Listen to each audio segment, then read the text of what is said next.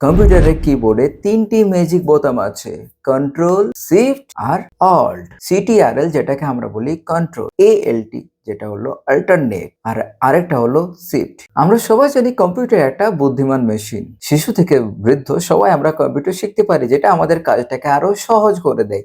কিন্তু আমরা অনেকে শর্টকাট কি গুলো ইউজ করি না। আমরা ভাবি ওটা কঠিন একটা কাজ, সবকিছু কাজ মাউস দিয়ে করব। একদমই না।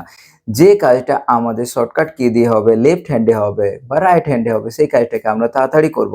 এক হাতে মাউস থাকবে আর এক হাতে থাকবে কিবোর্ড, তাহলে কাজটা খুবই দ্রুত হবে। কম্পিউটারকে আমরা ব্যবহার করছি দ্রুত কাজ করার জন্য। তাই আমরা কম্পিউটারের কখনো শর্টকাট কিকে অবহেলা করব না, যতগুলো পারবো শিখে নেওয়ার চেষ্টা করব। যেমন কপি কি করে হয়, কন্ট্রোল প্লাস সি দিয়ে কপি হয়, কন্ট্রোল প্লাস ভি দিয়ে পেস্ট হয়। একই লেখা যদি বারবার লিখতে যাই সময় যাবে। আমাদের খাতায় তো একই লেখা বারবার লিখতে হয়। প্রয়োজন হলে কার্বন দিয়ে কপি করি, আরো বেশি প্রয়োজন হলে আমরা জেরক্স করে নিই, ফটোকপি বের করে নিই। কিন্তু কম্পিউটারে একই জিনিস বারবার বানাতে হলে আমাদের কপি সিস্টেমটাকে ইউজ করতে হবে। দেখবে আবার ভি করব, কন্ট্রোল ভি যদি করি, এই যে হতেই থাকবে পেস্ট। কতবার রাইট ক্লিক করে, কতবার এটাকে আমরা রাইট ক্লিক করব, কতবার এখানে অপশন আসবে, তার থেকে ভালো আমরা কন্ট্রোল প্লাস ভি করে নেব।